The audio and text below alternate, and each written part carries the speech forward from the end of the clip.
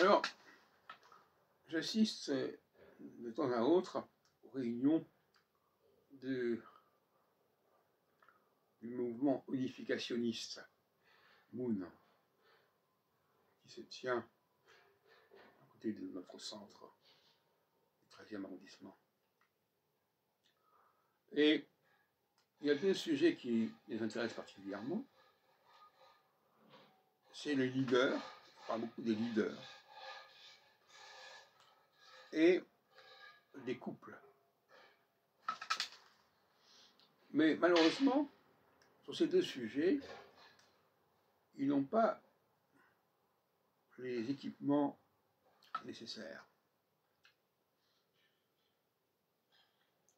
Sur les leaders, ils ne connaissent pas la cyclologie, les leaders, qui passent par l'astrologie telle que je la conçois. Or, c'est très important de comprendre que le leadership n'est pas statique, il est cyclique. Et il devrait faire appel à moi pour comprendre ces phénomènes. Et par ailleurs, le couple, c'est bien gentil de parler de l'égalité des hommes et des femmes, mais c'est un peu léger.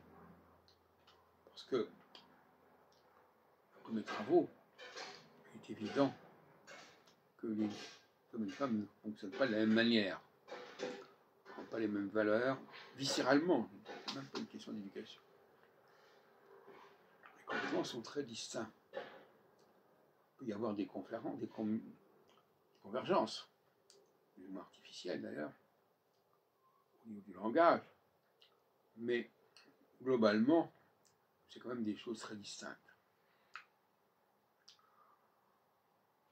J'en ai parlé dans une autre vidéo. La femme, viscéralement, instinctivement, compulsivement, est très égocentrique. Mais c'est un égocentrisme qui est satisfait lui-même, parce qu'il n'arrive pas à penser autrement. C'est normalement, moi, c'est vrai, si je parle de moi, c'est normal que je parle de moi.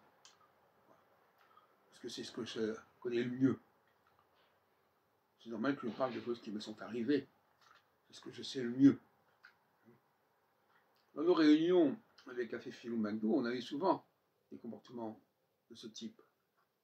Je n'étais pas né à ce moment-là, ou bien j'en ai jamais entendu parler, etc., etc. Je. Alors, ignorer l'importance de ce singulier, de ce qui est personnel, par opposition à ce qui est global, ça revient à la question du leader, justement. Il y a des leaders qui sont très restreints dans leur champ d'application, leur champ de maîtrise, et d'autres qui ont une vision plus globale, plus ouverte.